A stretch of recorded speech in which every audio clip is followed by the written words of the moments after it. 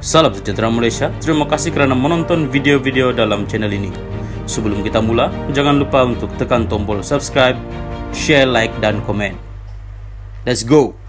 Salam sejahtera dan selamat malam kepada seluruh rakyat Malaysia dan pendengar berita panas malam ini dipetik dari Malaysia Kini bertajuk PN bidas kerajaan tak beri peruntukan untuk MP Pembangkang.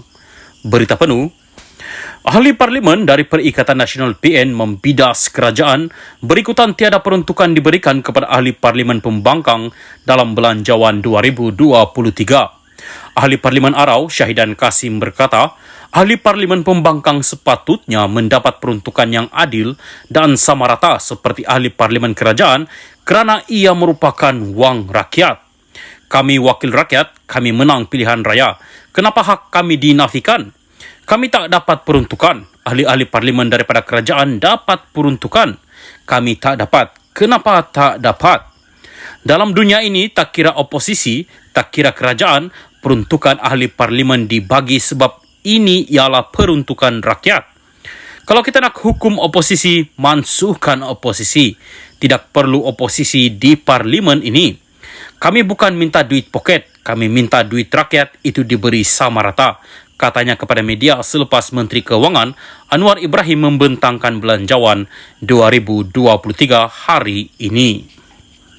Salam sejahtera dan selamat pagi kepada seluruh rakyat Malaysia. Berita panas pagi ini dipetik dari cabudin.com.net bertajuk Kalau Mahyadin pun buat salah, apa masalah? Berita penuh. Susulan pendakwaan terhadap Wan Saiful Wan Jan dan dua individu lain berkaitan rasuah Janawi Bawah terdapat kecenderungan daripada bersatu untuk terus melompat kepada kesimpulan kononnya sasaran sebenar SPRM ialah Mahyadin MD Yassin. Dikatakan Mahyadin disasarkan bertujuan untuk melemahkan Bersatu dan PN, bukan saja untuk menghadapi PRN di 6 negeri tidak lama lagi, bahkan bagi mendepani PRU 16 akan datang. Selain ada pemimpin Bersatu yang secara terbuka membuat dakwaan sebegitu, sebuah video daripada individu yang mengaku dirinya sebagai penyelidik bebas kepada Wan Saiful juga turut membuat tuduhan palsu dalam konteks berkaitan terhadap SPRM. Penyelidik bebas itu menyebut Wan Saiful ditawarkan RM 10 juta ringgit oleh SPRM sebagai ganjaran jika bekas Ketua Penerangan Bersatu itu sedia memberi keterangan untuk mengenakan Mahyadin. Walaupun sudah memohon maaf, penyelidik itu kini sedang ditahan SPRM dan berdepan kemungkinan didakwa kerana mengganggu siasatan.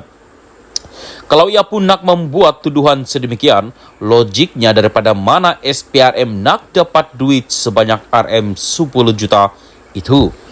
Isunya dalam hal ini kenapa Bersatu dan PN begitu cepat melompat kepada kesimpulan bahawa Mahyadin akan didakwa, sedangkan sebagaimana kenyataan terbaru SPRM, siasatan terhadap bekas Perdana Menteri itu masih lagi berjalan.